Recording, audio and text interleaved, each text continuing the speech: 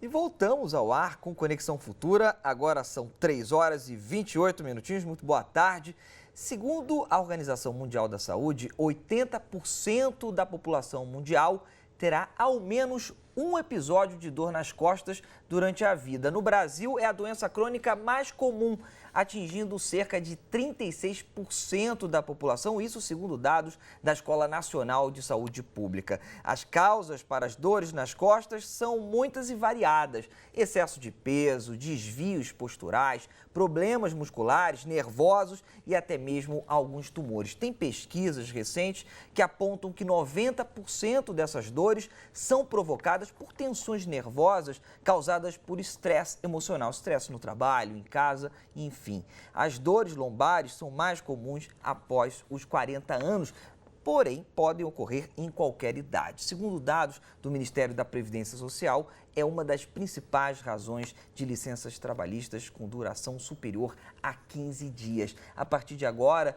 nós iremos trazer informações e sugestões para prevenir e, se for o caso, cuidar das dores nas costas. Trouxemos aqui para o estúdio o Renato Soares. Ele é fisioterapeuta e também é professor da Universidade de Taubaté. Trouxemos o Ângel Melo, que é fisioterapeuta e também é diretor do Instituto de Tratamento de Coluna, que fica no Rio de Janeiro.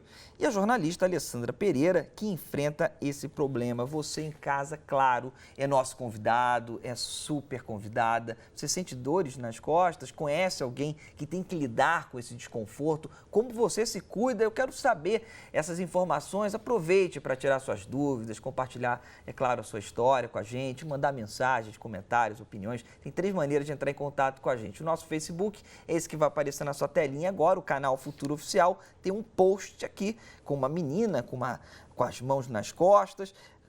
Aqui embaixo você pode comentar, tem o nosso Twitter, o @canal Futura, e é claro que tem o bom e velho telefone no 0 operadora 21 2273 5020. Seja muito bem-vindo, seja muito bem-vinda. A Conexão Futura está no ar. Tudo bem? Tudo bem, Tiago. Obrigado pela sua vinda. Renato, obrigado. Alessandra, tudo bem? Tudo ótimo. Quero começar com você. Quando é que você sentiu a dor nas costas que lhe acendeu um sinal vermelho?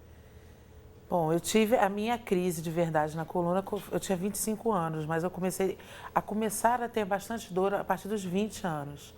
Mas com 25 eu tive a crise de hernia de disco, que eu fiquei 6 meses sem andar. 6 meses sem andar? 6 meses sem andar. Como é que foi o começo do tratamento? Muito difícil, porque eu não podia me mexer, não conseguia mexer.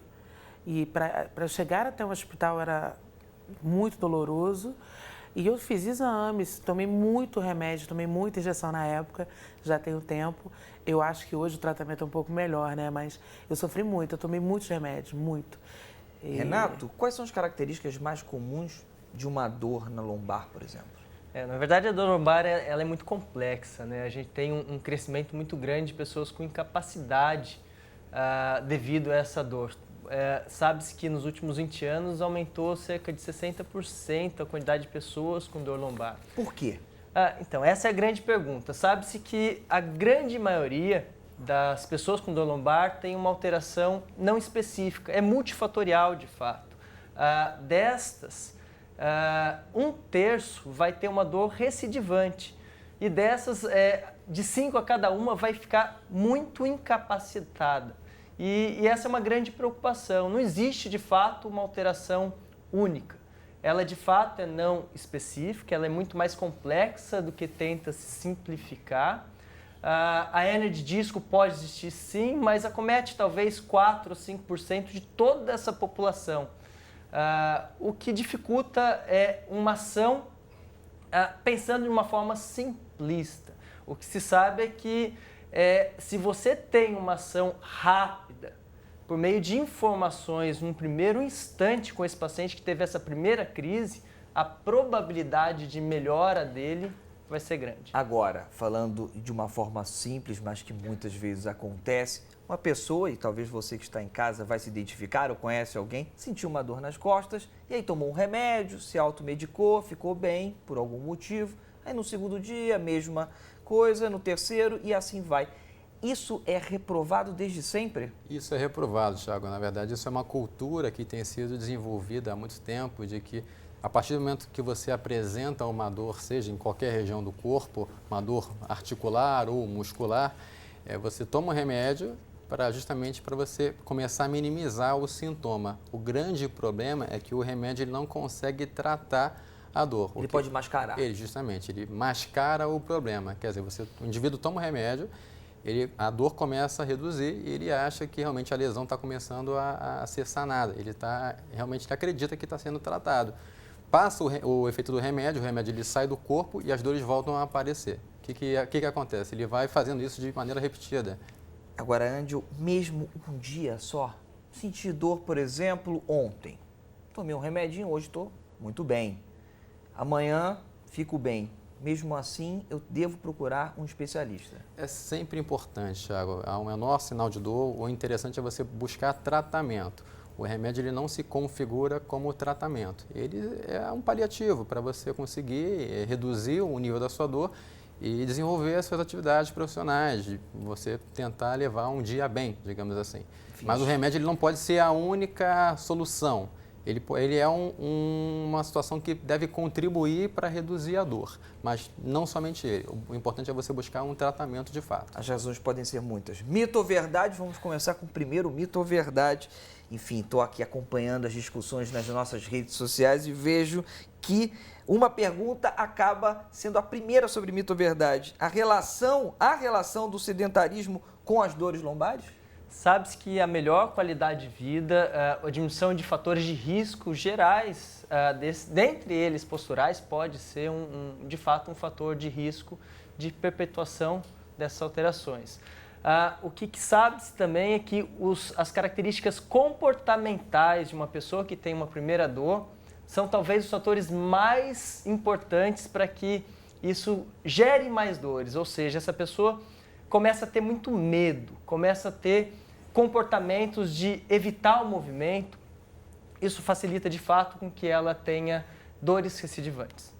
Alessandra, já irei, tem algumas participações e eu quero saber a sua participação nisso daí também. Como é que você modificou a sua vida a partir do momento que teve uma dor na coluna? Só que um segundo eu quero convidar você que está em casa, claro, a participar. Você sente algum tipo de dor na coluna, quer tirar suas dúvidas, o momento é esse. Tem 3 maneiras de entrar em contato com a gente. O nosso Facebook é Canal Futura Oficial, está aparecendo na sua telinha agora. O nosso Twitter é @Canal Futura e também o nosso telefone, onde a Malu está esperando a sua ligação, é o 0 Operadora 21 2273 5020. Liga pra gente. Agora sim, Alessandra, eu quero saber o que mudou na sua vida a partir do momento que você foi diagnosticada com um problema na coluna. O medo que ele colocou realmente foi determinante, porque todos os movimentos que eu fazia mais bruscos, eu já associava a eu ter a crise na coluna. Então, eu sou uma pessoa mais suave hoje, desde então, exatamente por isso. Agora, eu evito coisas, eu não posso correr, por exemplo. Eu corro, dói. Tomar banho de água gelada. A água gelada na minha coluna dói. Então, com roupas apertadas, aqui nessa região, dói a coluna. Eu uso agora, quando eu tirar, parece que explodiu a coluna e eu sinto muita dor. Renato já olhou para mim e acredito que ele quer complementar. Sim, na verdade, esses são alguns comportamentos muito clássicos das pessoas que têm dor crônica. São comportamentos do evitar a dor, de catastrofizar, de olhar para tudo com medo, de ser mais negativo, de falta de socialização. São características que as pesquisas mostram que, de fato, existem em todas as pessoas que têm uma dor crônica. E o lance se nós conseguirmos mostrar para essa pessoa, já no começo, numa primeira intervenção, de que ela tem que fazer o oposto para se tratar, talvez a gente mude um quadro de estatística interessante sobre dor crônica. Angel, você já levantou o dedo aí querendo participar, mas eu quero somente também que você fale sobre os erros mais comuns na nossa postura, em sentar, em caminhar. Gostaria que você falasse sobre isso. Então, vamos lá. São vários erros, né? Na verdade, o que é você ter uma boa postura? ter boa postura, digamos, sentar como nós estamos sentados aqui, de maneira ereta. Só que não existe indivíduo no mundo, Tiago, que consiga ficar sentado de maneira ereta por muito tempo. Com o passar do tempo, a musculatura lá vai fadigando e você começa a ceder, a começar a cair da cadeira, digamos assim. Quer dizer, o que é o ideal? O ideal é você tentar realmente ter hábitos posturais bons, sentar de maneira ereta, mas você procurar mecanismos para que você consiga manter a boa postura. Se a gente entende que a musculatura ela serve como uma estrutura que vai te ajudar a ficar sentado por muito tempo numa boa postura, o ideal é você também procurar fazer alguma atividade física para que você fortaleça essa musculatura que vai te ajudar a ter bons hábitos posturais. Você fez algum tipo de atividade física? Você me disse que correr é uma grande Não dificuldade. posso, de jeito nenhum. Mas na outra? época que eu tive crise, eu comecei a fazer RPG. Aí depois, em seguida, o médico falou, não, você não pode fazer nenhum exercício forte. A única coisa que você poderia fazer é hidroginástica. Aí eu fiz hidroginástica. E hoje eu caminho, eu faço muita caminhada. Mas assim, se eu andar demais, eu fico mal. Mas equilibrado é ótimo para mim, me faz realmente muito bem. É como se fosse tirar a ferrugem, entendeu? Já vou passar para você, mas tem aqui outro mito ou verdade sobre dor na coluna, que é a questão dos sapatos com saltos excessivamente altos. Isso interfere ou não numa possível dor na coluna? Infelizmente não tem nenhum estudo que comprove essa relação. Sabe-se que alguns extremos de alterações posturais podem sim serem fatores irritantes, mas a gente tem que considerar algo mais importante talvez, que é saber que a alteração dessa dor crônica não é só mecânica.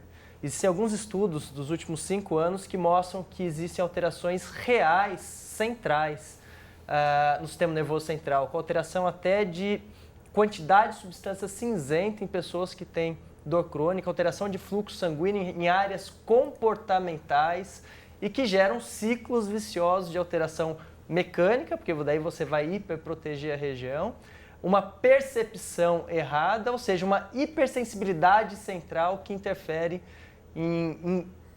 nessas dores e, consequentemente, leva a uma alteração mecânica a ser um fator secundário a tudo isso. Vou trazer agora o público para dentro desse palco aqui. Você que está em casa, no trabalho, acompanhando Conexão Futura, faça igual a Adriana e também a Adriana. Olha só, 2 Adrianas participando aqui e vamos começar com a Adriana do Nascimento. É o sobrenome da primeira Adriana que participou. Ela é de Duque de Caxias, no Rio de Janeiro. Obrigado, Adriana, pela sua participação. Ela diz o seguinte: doutor, tenho 2 hérnias de disco. Qual o melhor tratamento para essa doença? Pois então, vamos desmistificar mais algumas situações. Certamente ela procurou uma ajuda e foi diagnosticada como portadora de hérnia de disco.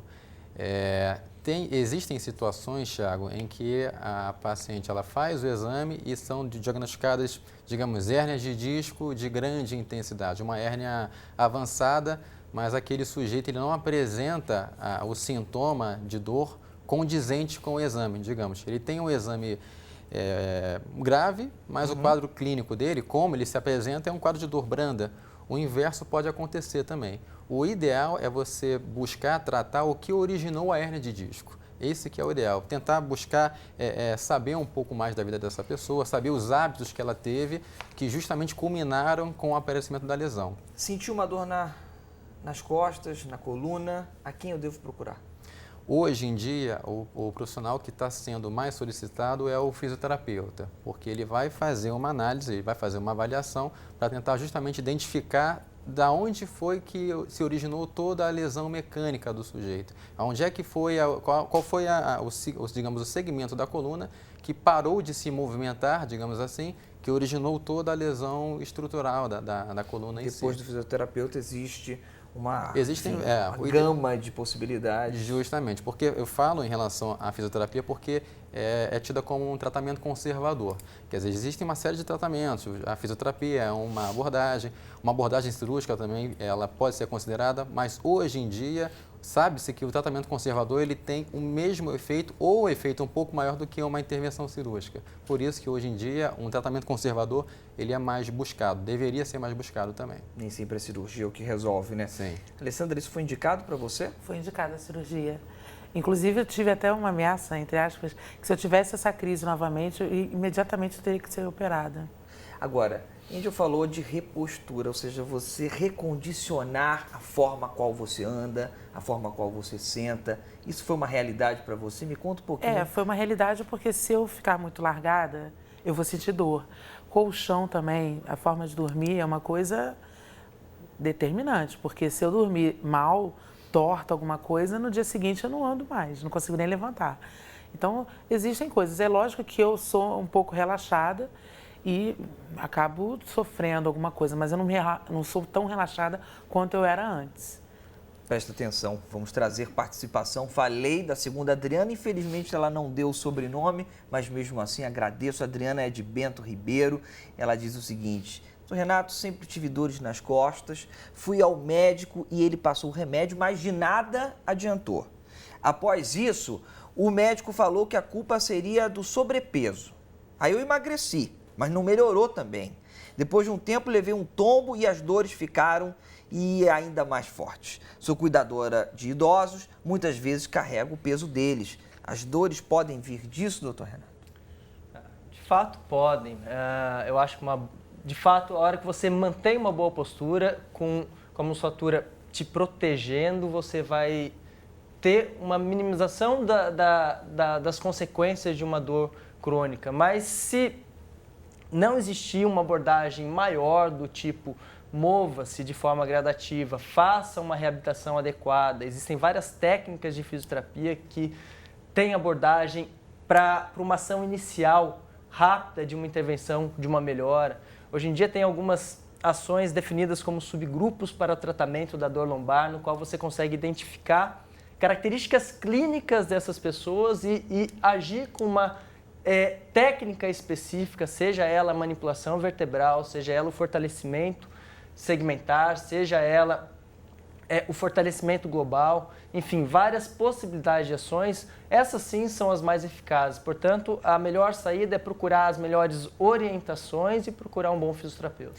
Acompanhar o seu dia a dia, né? Fica difícil também dar uma indicação baseado num comentário, então procure um especialista, tá, Adriana? E obrigado pela sua participação. Você que está em casa, no trabalho, enfim, acompanhando o Conexão, você sabe, né? Você pode participar, sua participação não só é muito bem-vinda, como é fundamental para construir um palco de debate como esse daqui. Então faça como a Adriana e participe através do @Canal Futura, que é o nosso Twitter. Uma segunda possibilidade é a nossa página no Facebook, Canal Futura Oficial, ou pega o bom e velho telefone e liga para o 0 Operadora 21, Rio de Janeiro, 2273-5020. Nós estamos esperando a sua participação, como Robson Reis, que também é do Rio. Robson, obrigado. Muito obrigado por você ter nos enviado o seu relato. Há um mês, senti uma dor muito forte nas costas. Fui ao médico, fiz ressonância e não deu nada. Ele passou um remédio e eu estou tomando, mas ontem, ao subir uma escada, eu senti a mesma dor. Parece que o remédio não funcionou. O que ele pode fazer? Pois é, uma situação um pouco complicada. Quer dizer, ele buscou uma ajuda e aí foi receitada uma medicação e essa medicação aparentemente não trouxe um resultado. Quer dizer, a gente já conclui de que o remédio ele não foi o tratamento, digamos assim, entre aspas, mais indicado para o caso dele. Quer dizer, o remédio ele é sempre um complemento, e como eu reiterando, Thiago, ele não pode ser tido como um tratamento da lesão. Ele é apenas um paliativo para que os sintomas eles sejam minimizados. Reiterando, eu acredito que ele tenha que procurar um profissional, tá? Até da área da fisioterapia, como ele buscou um médico, não deve existir uma briga entre as profissões, Thiago. Eu acho que cada profissão tem a sua abordagem, tem a sua delimitação em si. O ideal é que ele busque ajuda. Se ele buscou ajuda medicamentosa e não obteve um resultado que ele esperava, o interessante é ele buscar uma ajuda que não seja à base de medicamento, que certamente o remédio não deu o resultado que ele esperava. Então é interessante que ele busque alguma outra abordagem sem medicação para que ele busque o tratamento específico para ele. Até indo na conversa que o Renato iniciou, hoje em dia a atualidade ela ensina que você tem que classificar os indivíduos em subgrupos. O que na verdade seria isso? É você tentar identificar a origem da lesão daquele indivíduo que apresenta uma dor de coluna e, com base nisso, estipular para ele se ele tem que ser tratado com uma fisioterapia manipulativa ou se o caso dele vai ser bem resolvido com exercícios específicos. Quer dizer, o tratamento manual nem sempre é o mais indicado. Depende muito de cada caso. Por isso que o ideal é não tratar a hérnia, e sim tratar o sujeito que apresenta a hérnia de disco. Vamos tirar mais dúvidas. Lucimar Pereira, obrigado pela sua participação, também do Rio de Janeiro. Cadê o resto do país nesse programa? Eu quero participação de São Paulo, Piauí, Acre. Vamos todos participar, tirar as dúvidas sobre dores na coluna. Eu sei que você conhece alguém, às vezes você está passando por isso. O momento de tirar, de sanar as suas dúvidas é agora, ou pelo menos iniciar uma questão, iniciar uma resolução para o seu problema. Lucimar Pereira diz o seguinte: doutor Renato, fui ao médico, pois sentia muitas dores. Fiz ressonância e ele disse que eu estava com bico de papagaio, que depois você explica o que é bico de papagaio. Porém, continuo com muita dor. Não resolveu. Pergunta clássica: o que fazer? Na verdade, as imagens às vezes enganam esse diagnóstico necessário. Sabe-se que naturalmente a coluna, bem como qualquer tecido do corpo, ele entra em envelhecimento natural. Então o bico de papagaio nada mais é do que uma dessas características. As alterações até de hérnia também são características de um envelhecimento natural das pessoas e podem ou não ser relacionados com alguma sintomatologia. E essa é a grande preocupação. Eu bato de novo na tecla, Thiago, a gente tem que tentar prevenir com que essa pessoa não acredite que esse bico de papagaio seja a causa de todos os problemas dele. Essas alterações geram alterações comportamentais e essas alterações comportamentais que são o grande causador dessas dores recidivantes. O movimento talvez seja algo mais importante e essa pessoa tem que saber de fato que essas alterações são normais e que podem ou não ter relacionado com uma alteração real da dor dele. Alessandra, você alterou na sua casa alguma rotina para diminuir, atenuar a sua dor na coluna? Sim. O colchão, por exemplo, eu tive que trocar. A minha vida toda, assim, se eu for dormir na casa de alguém, eu sou a pessoa que dorme no colchão melhor, porque todo mundo já sabe que eu tenho esse processo. Então, principalmente o colchão, mas de um modo geral, a cadeira também é uma coisa que eu tenho que ter uma cadeira mais reta para sentar. Aqueles sofás que você afunda, eu não levanto mais. Quando assim. você vai a lugares onde isso não é possível? Ou eu não sento, eu sento um pouquinho, eu sento no chão, eu sento na cadeira, eu fico em pé. Mas se eu sentar nesse sofá e ficar um tempo, eu não vou conseguir levantar, vou ficar com dor na coluna, eu prefiro ficar em pé. A gente tem que fazer isso também, né, para evitar a dor. Bem, temos muitas perguntas aqui, mas quero antes fazer mais uma rodada de mito ou verdade para te deixar ainda mais antenado sobre dor na coluna. Divisão de peso, Angel, é importante? Influencia na dor? Ou seja, você quando pegar um peso e ir no supermercado, às vezes carregar algum tipo de material, é bom dividir para que não magoe a sua coluna? Tem importância sim, não tanto quanto as pessoas pensam, mas é sempre interessante se o sujeito ele tiver que realmente carregar muito peso, ele procurar dividir os pesos entre os membros, não carregar mais de um lado em relação ao outro. Tem influência, mas não tanto quanto as pessoas pensam. O ideal é não carregar tanto peso, porque a coluna é uma estrutura que ela está sempre sujeita à compressão. O ideal é você tentar minimizar ao máximo as situações que possam gerar essa compressão na coluna. O ideal é você tentar carregar pouco peso. Se tiver que carregar, tentar dividir entre os braços. Pedi participação fora do Rio de Janeiro e fui, ainda bem, ouvido. A Joneline de Souza, de Rosário do Oeste, Mato Grosso. Muito obrigado pela sua participação. Um grande beijo para Mato Grosso. Ultimamente, doutor Renato, sinto dores nas costas quando fico sentada e quando estou dormindo. E ao me virar, sinto dor. O que eu posso fazer? Vou pedir que vocês sejam mais sucintos nas respostas para que possamos trazer o máximo de telespectadores possíveis. Combinado? Perfeito. O que ela pode fazer? Na verdade, o que a gente pensa é que, de fato, o sentar não é um causador de um problema. Às vezes, essa sensibilização central é uma causa muito mais grave. Talvez uma exposição gradativa a esse sentar e talvez não ficar muito tempo numa única posição, mesmo numa situação correta, não seja o indicado. Bem, rapidamente fazendo alguns comentários aqui, a Luciana Moraes, Cruz das Almas, Bahia, muito obrigado pela sua participação. Ela diz o seguinte, é um relato forte, um familiar meu estava sentindo dor nas costas, isso foi tratado como um problema lombar, mas na realidade era um tumor. É sempre importante ter um acompanhamento médico do começo. Rita Galhardi, de Piracicaba, tenho hérnia de disco na cervical com dormência, qual o melhor tratamento? Eu acho que durante o programa nós conseguimos dar algumas alternativas de tratamento. Rita, obrigado pela sua participação e melhoras, tá bom? Saúde a todos vocês que participaram. Enfim, muito obrigado pela companhia, pelas participações. Agradeço a vocês também, nosso tempo está estouradíssimo, então é isso daí. Amanhã nós temos mais um encontro a partir das 2h30 da tarde e tem reprise, caso você queira avisar amigos, vizinhos, parentes, tá aí ó, na telinha, tá bom? Obrigado, um grande beijo pra você, tchau, tchau.